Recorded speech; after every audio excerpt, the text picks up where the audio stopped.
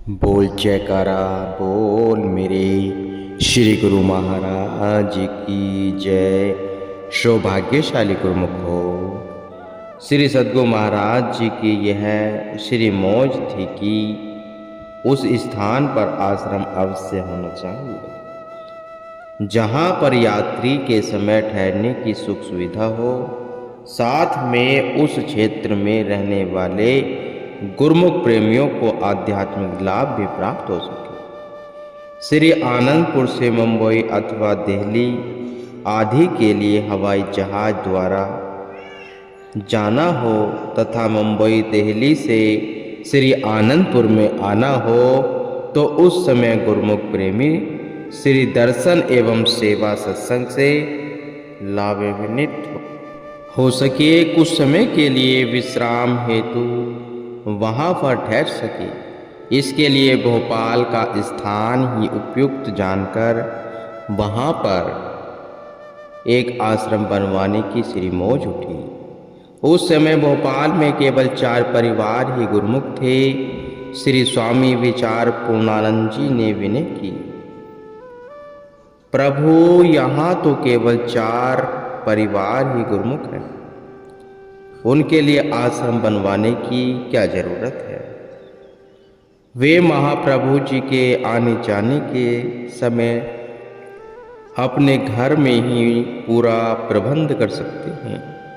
श्री वचन हुए, वही गुरुमुख ही इस आश्रम का निर्माण कार्य करेंगे और सेवा करके अपने जन्म को साकारत करेंगे। महापुरुष जिस स्थान पर जाते हैं वहाँ चारों ओर का वातावरण भक्ति की सुगंधित से स्वतः ही महक उठता है।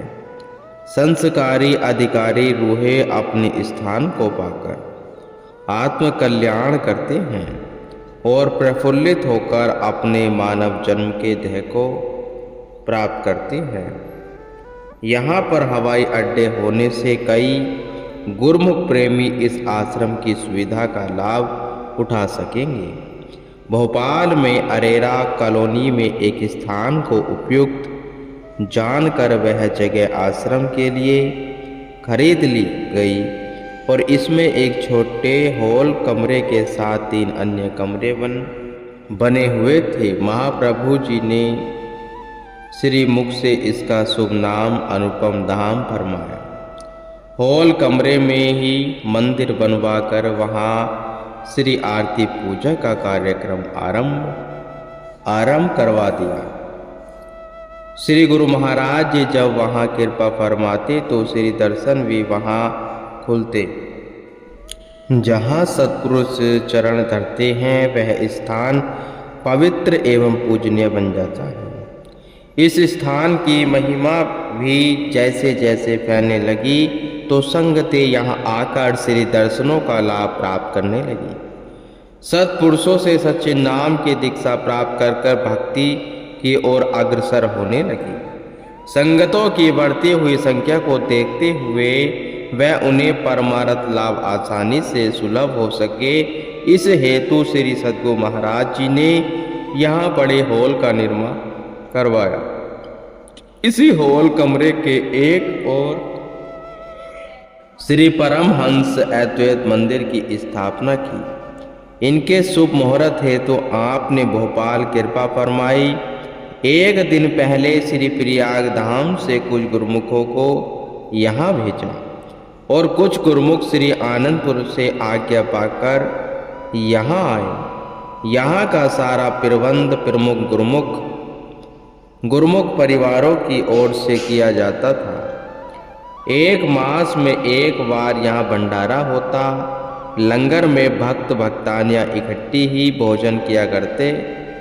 महाप्रभु जी के आगमन पर वही प्रबंध चल रहा था। साथ आए गुरुमुखों को उनके कमरे में भोजन दिया गया।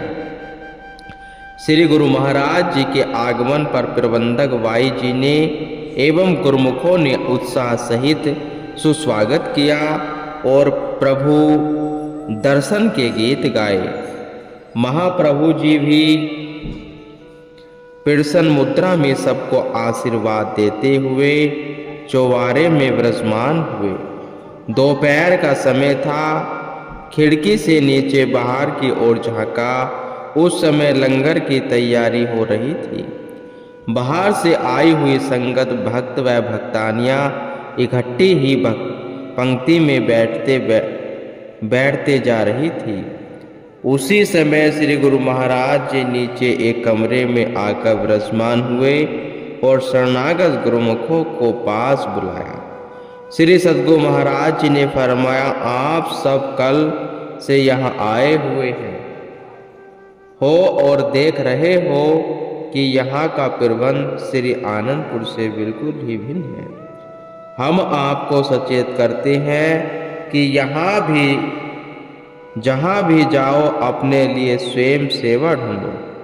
सेवा ही वास्तविक पूंजी है। जितने दिन यहाँ रहना है आश्रम की सफाई करो। लंगर में भोजन श्री आनंदपुर के नियमानुसार भक्त भक्तानियों को अलग अलग पंक्तियों में बिठाकर करवाया जाए। पुनः बाई जी परिचारिका एवं प्रमुख परिवार से प्रबंधकों को बुलाकर फरमाया, अब तो साथ आए गुरुमुख जन सेवा करेंगे। इसके पश्चात भी यहाँ पर यही नियम लागू रहेगा। सेवा ही संजीवनी है। जितनी सेवा स्वयं करोगे उतना ही मन पवित्र और शुद्ध होकर भक्ति में आगे बढ़ता जाएगा। सेवा ही हमारे दरबार का आभूषण है। अतः आप सब सेवा में मशगूल रहकर अपने समय को साकारत करें। श्री सद्गुरु महाराज जी ने इस नवनिर्मित हॉल कमरे का शुभ मुहूर्त 25 मई 1986 के शुभ दिन बहुत धूमधाम से किया। इस शुभ अवसर पर महाप्रभु जी ने श्री मंदिर में श्री परमहंस महानुभूतियों की प्रतिमाएं निज कर कमलों से विराजमान की। पुष्पमालाएं पहनाकर शुभ पहाल पर केसर तिलक लगाया। श्री आरती पूजा का कार्यक्रम हुआ। श्री वचन हुए। अगर विचार से देखा जाए तो सारे संसार में हर एक इंसान यह कोशिश कर रहा है कि उसको शारीरिक सुख सफान अधिक से अधिक उपलब्ध हो। हर वक्त जीव की यही कोशिश होती है कि शारीरिक सुख के लिए सब सामग्री एकत्र कर लो। उसकी समझ वह दौड़ धूप शरीर तक ही सीमित है। यह तो सबको ख्याल होता है कि दुकान मकान अथवा फैक्ट्री बनाऊं, लेकिन यह ख्याल किसी को ही होता है कि मंदिर बनाऊं। आज इस सत्संग भवन तथा श्री परमहंस अद्वैत मंदिर का निर्माण इसलिए हुआ ताकि गुरुमुख जन अपनी आत्मा का कल्याण करके भविष्य को सुधार सके। यह विरले आप जैसे गुरुमुखों को ही समझ आती है कि आत्म उन्नति के साधनों से ही खुशहाली है। महापुरुष भी सदैव परमार्थ व आत्मिक कल्याण के लिए ही जीव को आगाह करते हैं। जैसे परम संत श्री कबीर साहिब जी ने कहा है, यह दुनिया दो ही रोज की, मत कर ये से होएत, गुरु चरण से लागिए जो पूर्ण सुख दे। महापुरुष तो समझाते हैं कि यह दुनिया दो रोज की है। आखिर जीव को कहाँ जाना है?